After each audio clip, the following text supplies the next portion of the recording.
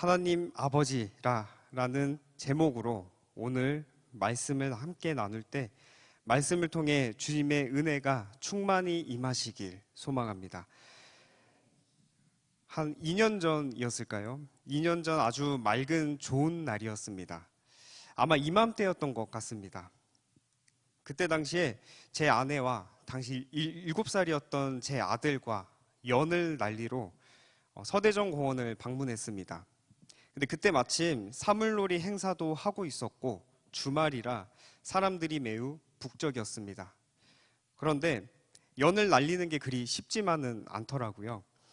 바람이 불어오는 방향을 잘 읽고 연에 달린 실을 느렸다 줄였다 하면서 맞바람을 타야 하늘 높이 연이 올라가는데 저도 연 날리기의 고수가 아닌지라 쉽지만은 않았습니다. 그렇게 아들과 둘이서 끙끙대며 드디어 연 날리기에 성공했습니다. 그런데 연을 가만히 가지고만 있으면 결국 떨어지게 됩니다. 그래서 계속 바람을 타며 연이 떨어지지 않게 잡고 있었는데 제 아들이 하고 싶었던 모양이에요. 그래서 자기도 해보겠다며 그 연에 달린 실을 달라고 하더라고요. 그래서 넘겨주었는데 아닌 게 다를까 잡자마자 연이 떨어졌습니다. 그래서 그때부터 제 아들이 기분이 안 좋아지더라고요. 그래서 제가 다시 연을 어떻게든 살려가지고 다시 해서 달래주면서 다시 이게 줬는데 또 잡으면 또 떨어집니다, 연이. 그래서 그렇게 이제 실랑이를 하다가 아들이 자기가 한번 해보겠다며 연을 처음부터 이렇게 날리는 것부터 해서 자기가 뛰어보겠다고 이렇게 고집을 부리더라고요. 근데 연 날리기를 저도 해봤지만 이게 절대 7살 아이가 할 수 있는 게 아닙니다. 그래서 저는 도와주겠다고 실랑이 하고요. 제 아들은 나 혼자 하겠다고, 나 혼자 해서 날리겠다고 막 그렇게 실랑이 하다가 결국엔 제가 아들을 못 이기고 그래 그러면 너 혼자 한번 해봐라 하고서는 저는 이제 그 뒤에 있는 벤치에 이제 앉았습니다. 그래서 제 아들이 하는 거를 이제 가만히 지켜보았는데 아닌 게 다를까 역시 연을 못 날리고 있어요. 그래서 한참 하다가 이제 연을 못 하니까 연을 내팽개 쳐놓고 그 잔디밭에 들어 눕더라고요. 들어 눕고선 한참을 막 그러고 있다가 갑자기 뭔가 생각이 났나 봐요. 일어나더니 두리번거립니다. 아마 그때 아빠가 없어진 걸 알았던 것 같아요. 그러면서 막 두리번거리는데 원래 좀 제가 못돼가지고 어떻게 하나 보자. 그게 원래 바로 가서 이렇게 달래줘야 되는데 어떻게 하나 보자 이렇게 가만히 보고 있었더니 한참은 막 이렇게 서성거리다가 막 울더라고요. 그래서 저도 이제 막 달려가서 달래줬는데 제 아들이 저한테 절 보자마자 하는 소리가 있었습니다. 좀 충격적이었는데, 절 보자마자 이 나쁜 놈아 이러더라고요. 이 나쁜 놈아 이러더라고요. 아마 제 아들이 자기를 버리고 간 줄 알고, 아마 그렇게 얘기했던 것 같습니다. 그래서 아니 아무리 그래도 아빠한테 나쁜 놈이 뭐야? 그러면서 이제 달래줬던 추억이 있었습니다. 아마 비록 제 아들은 저를 이제 원망했을지 모르겠는데. 아빠인 저를 만나고 아마 안심하지 않았을까 그렇게 생각이 듭니다. 오늘 본문에서도 하나님께서 사울을 이렇게 만나주시는 장면이 등장하는데요. 오늘 본문인 이 사도행전을 통해 하나님이 어떻게 우리를 만나주시는지 또 하나님은 어떻게 우리를 사용하시는지 또 바울이 회심하는 장면이 등장하는데 이를 통해서 우리들에게 하나님께서 하시고 싶으신 그 말씀이 무엇인지 한번 집중적으로 말씀을 나눠보도록 하겠습니다. 우리는 보통 사울이 바울이 되었다 이렇게 알고 있습니다. 사울의 변화. 그런데 우리가 알고 있었던 것과 성경에서 이야기하는 것을 우리는 확실히 구별해야 합니다. 먼저 오늘 본문 1절 말씀인데요. 사울이 주의 제자들에 대하여 여전히 위협과 살기가 등등하여 대제사장에게 가서 이렇게 오늘 본문은 시작합니다. 여기 나오는 사울이 나중에 바울이 되죠. 사울과 바울을 비교했을 때 많은 분들이 사울은 큰 자이고 바울은 작은 자이다 이렇게 이야기하기도 합니다. 그런데 사울이었을 때는 매우 교만했지만 예수님을 만나고 나서 내가 자근자구나 깨달아서 이름을 바울로 바꾸었다 이렇게 얘기하시는 분들도 계십니다. 근데 이 이야기를 들으면 이 이야기만으로는 매우 은혜롭습니다. 그러나 이러한 이야기는 성경에서 말하고자 하는 의미를 자칫하다간 왜곡할 수도 있습니다. 교만한 사울이 바울이 되었다는 이 해석은 사람들의 이야기에 따라 전승된 이야기입니다. 이 당시에 사울은 유대인이면서 또 로마의 시민권을 가지고 있었던 사람이었습니다. 그래서 유대식 이름이 있었고요. 또 로마식 이름을 가지고 있었습니다. 그 이름이 바로 사울과 바울인데요. 유대식 이름이 사울이고 로마식 이름이 바울입니다. 그래서 사도 바울은 사실은 이름을 바꾼 적이 없습니다. 그렇다면 성경에서는 사도 바울이 이름을 바꾼 적이 없는데 왜 처음에는 사울이라고 하다가 나중에는 바울이라 이렇게 말하는 것일까요? 그 이유는 사도 바울이 상대하는 대상이 바뀌었기 때문입니다. 지금은 유대인을 대상으로 하기 때문에 사울이라 말하는 것이지만 후에는 로마인들을 대상으로 하기 때문에 바울이라 이렇게 명명했던 것입니다. 사울이라는 뜻도 사실 크다는 뜻이 아니고 간구하다 또 요청하다라는 뜻을 가지고 있습니다. 그럼 왜 사울이 크다는 뜻으로 오해했을까요? 아마 유대의 사울 왕 때문에 그렇습니다. 사울 왕이 보통 사람들보다 목 하나만큼 키가 더 컸다 성경에서 기록하고 있는데요. 아마도 사울이 크다라는 뜻일 거라는 오해가 여기서부터 시작했던 것 같습니다. 그런데 바울은 작다라는 뜻을 가지고 있는 것이 맞습니다. 바울은 라틴어로 파울로스라고 하는데요. 작다라는 뜻을 가지고 있는 단어입니다. 그렇기 때문에 생각의 발상이 크다 작다로 이렇게 진행된 것 같습니다. 오늘 본문의 이 사울은 주의 제자들에 대하여 여전히 위협과 살기가 등등했다 이렇게 기록하고 있는데요. 이 살기가 등등했다라는 말은 마치 야수가 먹잇감을 두고 죽이려고 작정한 것과 같다라는 말입니다. 실제로 사울은 스데반을 죽였습니다.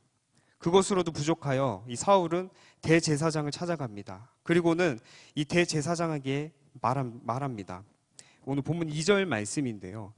다메섹 여러 회당에 가져갈 공문을 청하니 이는 만일 그 도를 따르는 사람을 만나면 남녀를 막론하고 결박하여 예루살렘으로 잡아오려 함이라. 사울은 지금 율법으로 충만해져 있습니다. 사울은 율법을 믿는 그 충성심 하나 때문에 그에 반하는 사람들을 잡아 다니는 것입니다. 그에 반하는 사람들은 오늘 본문 2절에서는 그 도를 따르는 사람이라고 말씀하고 있습니다. 그 도는 원문으로는 호도스라고 하는데요. 그 길 위에 있는 사람이라는 뜻을 가지고 있습니다. 그 길은 길이요 진리요 생명이신 예수 그리스도입니다. 우리 그리스도인들은 바로 그 길을 걷는 사람들인 것이죠. 우리는 예수님의 길 위에 서 있는 사람입니다. 사울은 지금 남녀를 막론하고 예수의 길 위에 서 있는 사람들을 잡아오겠다 이렇게 말합니다. 남녀를 막론한다는 말로 보아 당시에 남녀를 막론하고 다 예수님을 믿었다라는 것을 말씀 가운데 발견할 수 있습니다. 그런데 예루살렘 한 곳만 있었던 것이 아니고 이 다메섹 여러 회당에 이러한 사람들이 있었다는 것입니다. 이 사람들은 예루살렘이 박해를 받을 때 멀리 몸을 피해 도망간 디아스포라였습니다. 이들은 복음을 증거했기 때문에 더욱 많은 사람들이 복음을 믿게 된 것입니다. 사울은 이러한 상황을 도저히 참을 수가 없었습니다. 예루살렘만 핍박하면 다 없어질 줄 알았더니 점점 믿는 자들이 그 수가 퍼지면서 더 많아지니까 이 사울이 안 되겠다. 다메섹 여러 회당을 다니며 곳곳에 숨은 디아스포라들을 내가 다 잡아들여야겠다 이렇게 생각했던 것입니다. 그런데 이 부분에서 중요한 점이 있습니다. 1절에 보면 사울이 여전히 위협과 살기가 등등하여 이렇게 기록하고 있는데요. 이 말은 사울이 일시적으로 당시에만 그랬던 것이 아니라 사울은 천성부터가 살기가 등등한 사람이라는 것입니다. 이게 왜 중요할까요? 예수님께서 이러한 사울을 만나 주셨기 때문에 중요합니다. 살기가 등등한 사울을 들어 쓰시기 위해 만나 주셨다라는 것이죠. 하나님은 이러한 사람도 쓰십니다. 우리는 종종 이러한 생각을 할 때가 있습니다.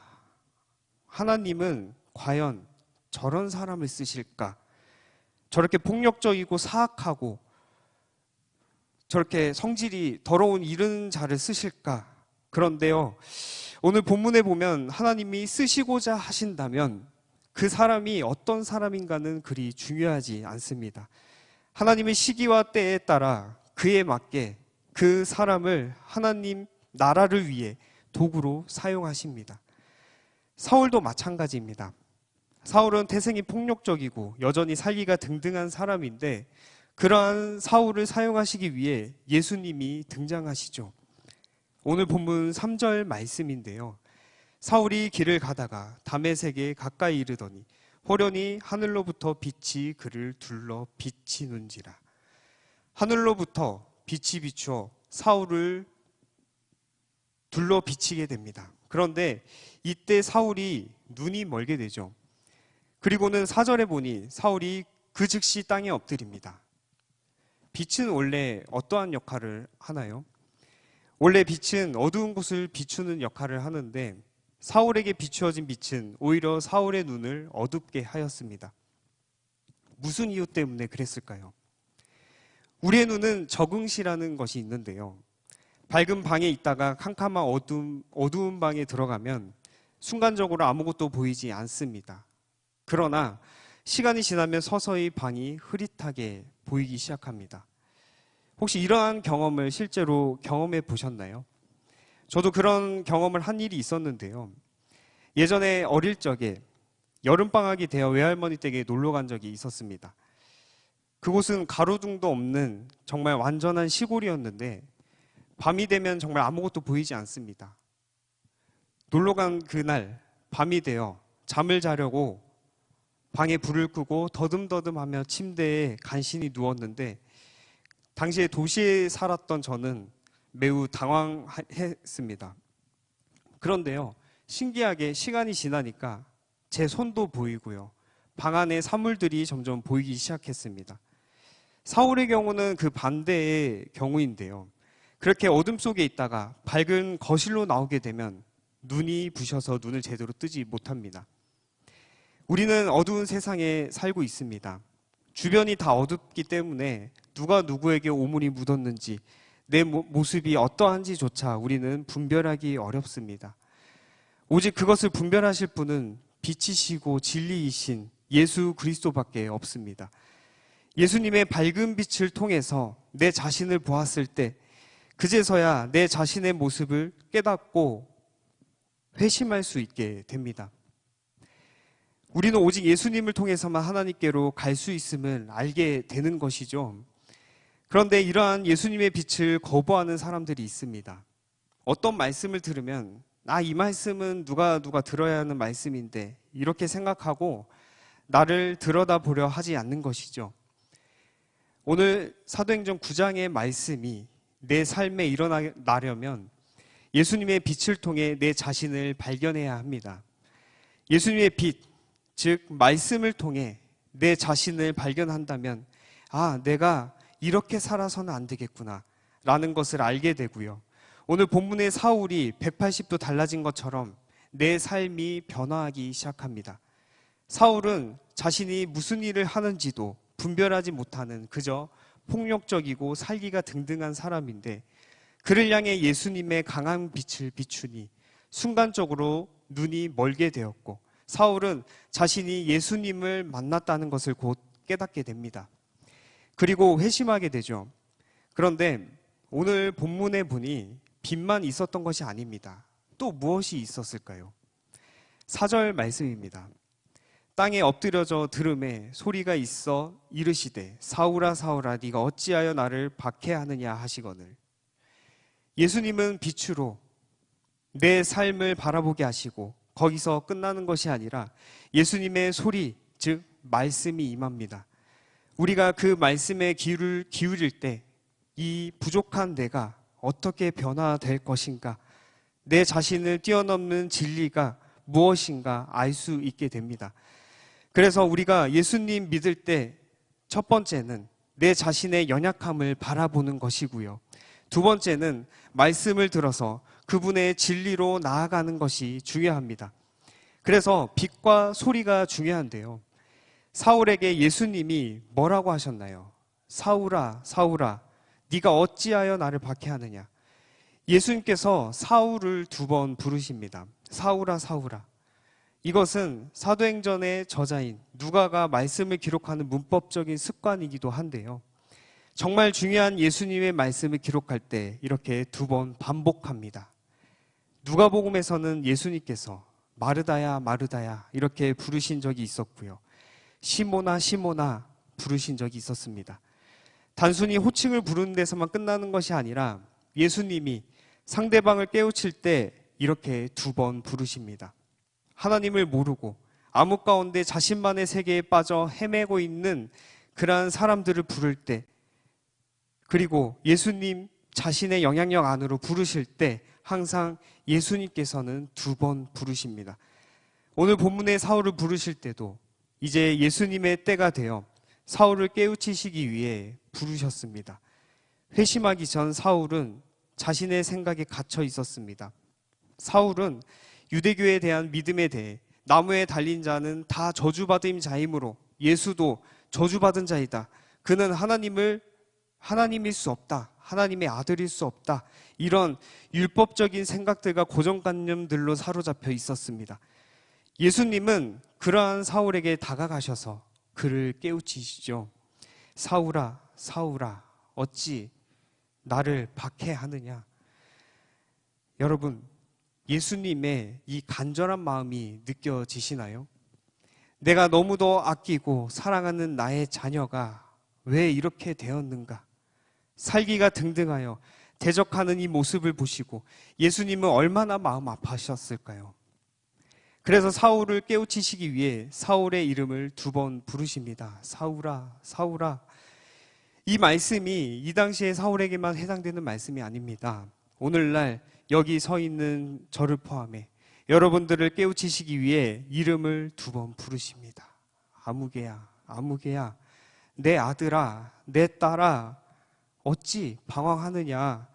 내게로 오라. 하나님이 이렇게 나를 부르시는데 나는 자꾸만 흔들립니다.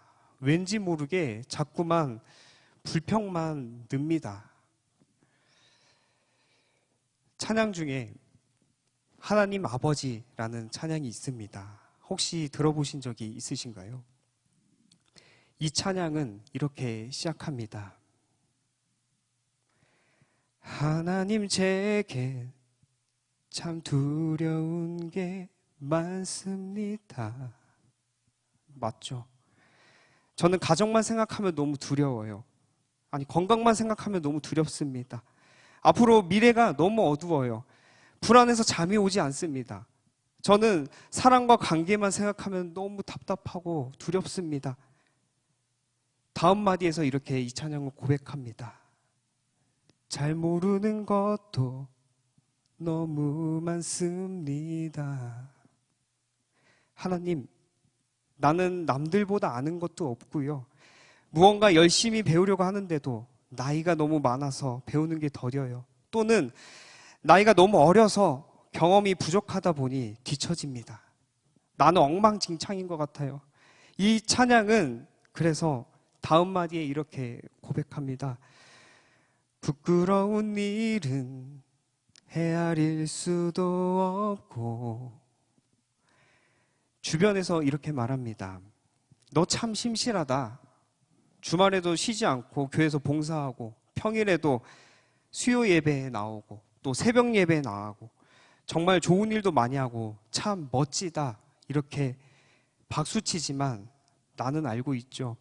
내가 얼마나 부끄러운 사람인지, 내가 하나님 앞에 얼마나 부끄러운 존재인지, 그 부끄러운 일들을 헤아릴 수 없이 많다는 것을, 그렇게 하나님께서 창조하신 모습이 아닌 세상의 가면 속의 삶을 살다 보니 점점 내 영혼은 마르고 지치게 됩니다. 그렇게 괜찮지 않지만 애써 괜찮은 척하면서, 힘들지만 애써 의연한 척하면서 지친 인생을 하루하루 간신히 살아갑니다. 그래서 이 찬양은 다음에 이렇게 고백합니다. 지치고 힘든 때에도 그때도 의연한 척 해야 할 때도 있습니다. 그렇게 괜찮은 척 살다 보니 어느덧 굳은 살이 박혀 하나님 앞에서조차 아픈 티를 안 내게 됩니다. 내가 한번 해볼게요. 아니야, 하나님 제 힘으로 할 수 있어요. 한번 해볼게요 하면서 눈물도 숨기고요. 혼자서 아등바등하며 나름의 경험과 방식대로 해보려고 그렇게 애를 씁니다. 그러다가 우리는 넘어지게 되죠. 왜 그럴까요? 왜 우리는 넘어질까요? 내 힘으로 하는 것이 아니라 바로 하나님이 하시기 때문입니다. 우리는 우리의 힘으로 하려고 하다가 실패를 경험하게 되고요. 그로 인해 낙심하고 하나님 저한테 왜 그러신 거예요? 이렇게 원망하며 혈기를 부립니다. 이 모습 어딘가 모르게 오늘 본문에 나오는 회심하기 전 사울이 생각납니다. 위협과 살기가 등등한 사울의 모습, 매우 익숙한 모습입니다. 이러한 모습의 사울을 보시고 하나님은 슬퍼하시면서 사울아 사울아 부르셨던 것처럼 낙심과 실패와 절망 가운데 또 원망으로 가득 찬 나를 안타까워 하시면서 이렇게 부르십니다. 나의 아들아, 나의 딸아, 너는 내 아들이다, 내 딸이다.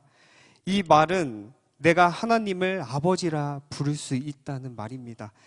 하나님은 나를 자녀 삼아 주셨고요. 내가 너와 함께 있으니 모든 짐을 내려놓고 나에게 오라, 이렇게 말씀하십니다. 그래서 하나님 아버지라는 이 찬양은 이제 후렴으로 가며 이렇게 고백합니다.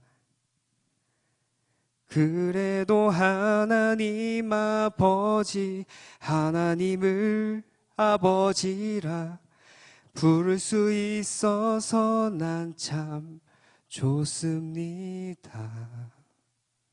누군가는 이렇게 저에게 묻습니다. 여러분은 저번 주에 가장 좋았던 일이 무엇인가요? 이렇게 질문했을 때 우리는 생각합니다. 저번에 좋았던 것. 통장에 돈이 들어와서 너무 좋네요. 또는, 저번에 골치 아픈 일이 있었는데 그 골치 아픈 일이 해결돼서 너무 행복합니다. 이런 것들이 딱 떠오르는 단편적인 일일 것입니다. 그런데요, 반대로 저번에 통장에 돈이 들어오지 않으면 안 좋은 일이 일어난 것일까요? 과연 골치 아픈 문제가 해결되지 않으면 우리는 불행한 것일까요? 반면 어떤 사람은 저번 주에 가장 좋았던 일, 그게 무엇인가? 라는 같은 질문을 했을 때 이렇게 대답하는 사람이 있습니다. 저번에 좋았던 일이 있었죠. 내가 저번 주에 여러 문제들을 만났는데요. 그것 때문에 쓰러졌고요. 내가 하나님 원망했고 실패했고 낙심했지만 나를 여전히 자녀라고 하시고 여전히 자기를 아버지라고 불러도 된다고 하셨어요. 저는 그게 너무 좋습니다. 비록 문제는 해결되지 않았고 통장에 돈도 들어오지 않았지만 하나님을 아버지라 부르는 것 자체만으로도 좋았다, 이렇게 고백합니다. 이 고백이 저와 그리고 여러분들의 고백이 되시길 소망합니다. 이 찬양은 이제 마지막을 향해 달려갑니다.